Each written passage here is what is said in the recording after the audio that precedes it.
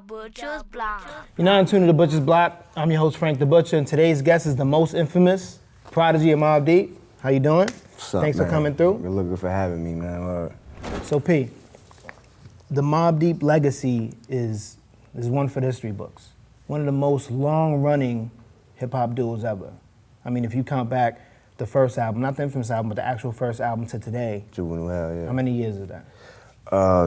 Maybe about almost like 20 years. 20 probably, years. Yeah. It's even hard to imagine a rap group to stay relevant. Relevant too, not sliding by on the seat, by the seat of your pants. You stayed strong and relevant and trend-setting for 20 years. What's the status of Mobb? Just let everybody know so they hear from your mouth, like album-wise, relationship-wise. Are we good? Are the fans good?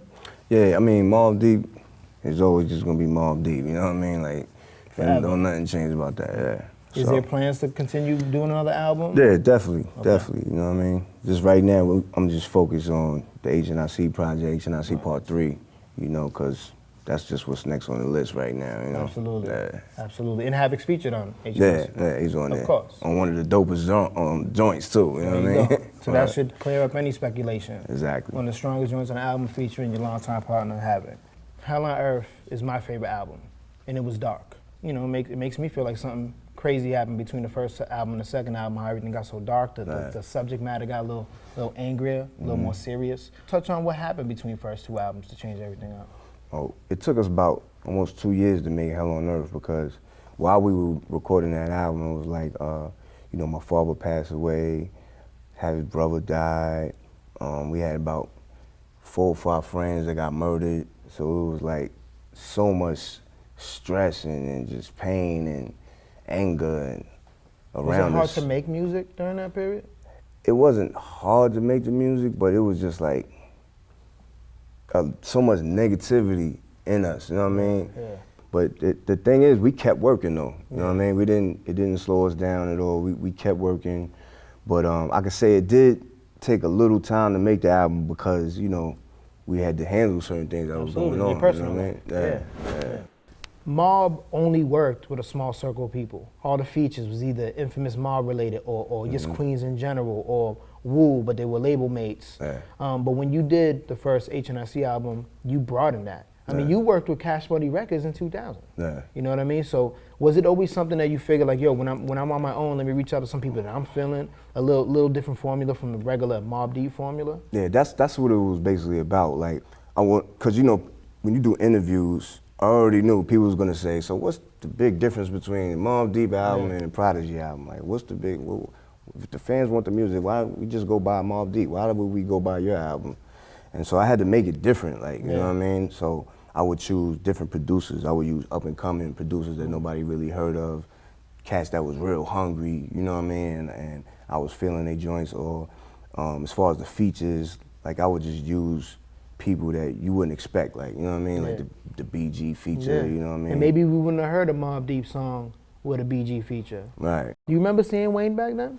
Yeah. Yeah? Yeah. Did you expect them? Did you see any potential? Did you expect them to? Oh, hell yeah. Yeah? I knew Wayne was gonna be crazy. Wayne been rapping since he was like 11 years old. In 2000, I mean, I don't know how old he is right now, but he must have been a child. Like yeah, I mean, Wayne been dropping albums since like 95, 96. That's like crazy. people don't even know that. Like, you know what I mean? So let's talk H.N.I.C 3. On the eve of it dropping, you kind of, move with the same formula as all the albums where you use different producers, up and coming producers, some features. You got T.I., you got Wiz Khalifa. Let's talk about the new album and tell the people what you want this album to represent. Like, what is this album saying for Prodigy in 2012? As far as the album and the features, man, I just tried to keep the tradition going of using, people that you wouldn't expect me to use and work with, just people that I like personally in the music industry. Like, Wiz, I'm big on his music because to me, he just brings some uniqueness to the table, you know what I mean? You feeling his music? Yeah, he's real like different and unique, You have a son that's probably feeling a lot of these. Yeah, and my son, that's how I actually first was turned on to Wiz when I was locked up. I used to talk to my son on the phone. He's like, yo, there's this new rapper, I'm telling you, this kid is nice. I'm like, who is it? Wiz Khalifa. So yeah, when I got home, I started studying his music, and I was like, oh, this kid is dope. I like him, you know what I mean? And then with T.I., it was just like, I always was feeling T.I. music, you know what I mean? Yeah. And we was both locked up at the same time, so I just felt like that would be something interesting for people to see. We come on, we do a song together, you know what I mean? Show unification too. Yeah.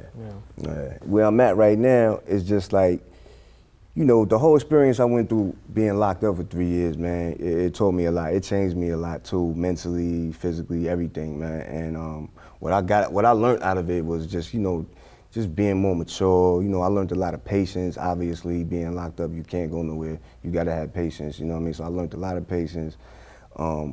I just reflected. I had time to reflect on a lot of my mistakes and a lot of the things that I used to do. It just made me realize the changes that I needed to make personally, you know what I mean, in order to have a successful career to keep going. You know what I mean? Health-wise too. Yeah. Health, legal, attitude, the whole nine. everything, Attitude, man. positive. You know what I'm saying? Yeah. So we got a new and improved, like, positive P. Yeah, you know what I'm saying? I try to just be a better person, man. Absolutely. That's all. You know what I mean? Obviously, when you write a rhyme, you're at a place, there's people around you, you know what I'm saying, it's a certain time of your life. So when you're saying something, it might make absolute sense to you, but some people might not get the context of it, you know what I'm saying? Or they might flip the words or thinking you meant something that you didn't mean or whatever. Yeah, all the time. That happens to me a lot. Right? I mean, you know what it is. You get clever with it. You're trying to, you know, dress it up a little bit, and sometimes we don't understand what you're saying. Yeah. But sometimes it's just wondering what the story was behind the lyric. So I'm gonna give you 3 lyrics. Okay. Just let me know quickly, like, the stories behind these lyrics. All right. So the first lyric is, I used to drive a Ack and kept a Mac in the engine. Littles painted it black with crack sale intentions. What's the story behind that? Was there literally a gun tucked away? Back in the days, I think it was about 89, man, 90, I had bought my second car. It was an Acura Legend coupe. I learned that police never search the engine every time that they pull me over, like, you know what I'm saying? So I was like, okay, this is a good idea. This is a good place where you can put the gun, you know what I'm saying? So I used to keep the gun in there all the time. And back then, if the police pulled you over, they didn't lock you up for not having a license. They'll just make you park the car and walk, you know what I'm saying? So worst case, you had to walk home. Yeah, so that's what I was doing, whatever. But I kept my car parked down the block, and somebody had stole my car. We actually found my car in Ozone, right? It was stripped to the bone, right?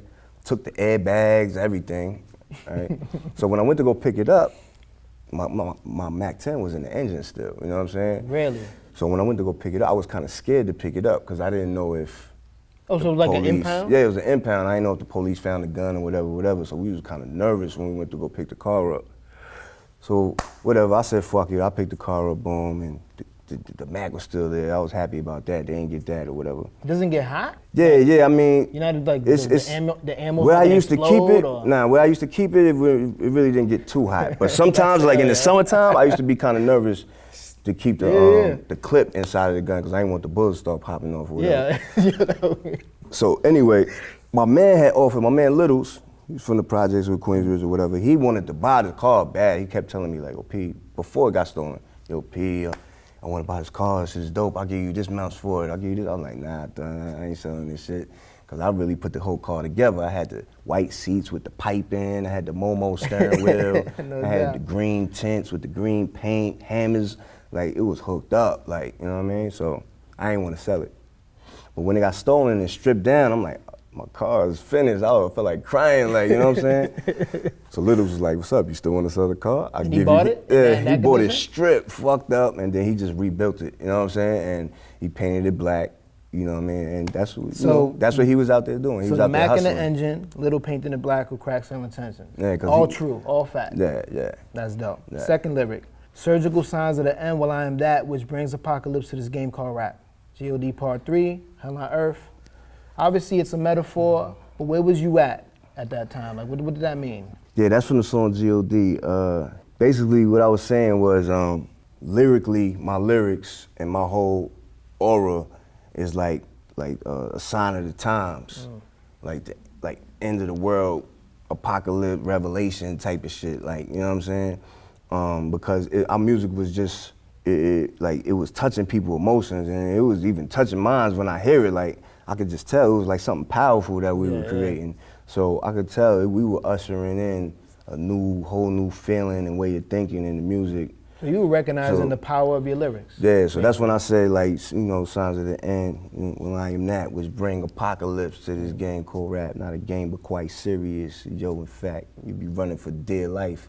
So far, you might fall off the map. You know what I'm saying? Like, so I was just talking about, like, the feel of our music and the lyrics and how it just make you feel like, oh my God, like, this is incredible gangster shit. Like, you know what I'm saying? Like, it was incredible gangster shit. Last one. You can, run through this really quick. Write a book full of medicine to generate mills. Keep it thorough off the first, H.N.I.C. Okay. What do you mean about that? We had a saying that I used to run with all the time. I used to be like, y'all music is like drugs. You know what I mean? Like, you smoke weed, you get high, but you go also listen to our music, you get high. You know what I'm saying? Just high off of the music. Absolutely. You know what I mean? So that's what I meant when I said that. You know what I mean? So your rhymes, your lyrics, is the metaphor of the book full of medicine. Right. I was actually, like, I hate to say shit like this, but I was actually the first person in hip hop to say my rap is like crack. You know what I'm saying? On a DJ Clue mixtape.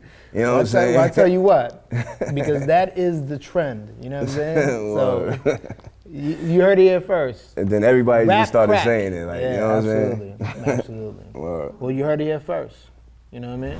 So that's it, man. I want to thank you, Prodigy, for coming through. Good looking, man. One of my favorite rappers, straight up and down. Mobb Deep, the infamous. I mean, the legacy is crazy. It's undeniable. You know what I mean? And as a fan of you, like, we appreciate you continuing to, to put out that music. Yeah, definitely. I mean, we got a lot more to do. We're not done. And we look forward. We look forward. So, album, H.N.I.C. H.N.I.C. Part 3. Make sure you get like 10 copies. 10 copies. Pass them out to your friends and family. So that's what it is. Prodigy Mobb Deep. Look out for the books. You know what I mean? Yes. H.N.I.C. book. Look out for my next autobiography I'm putting out. All right. Prodigy Mobb Deep. The Butcher's Block.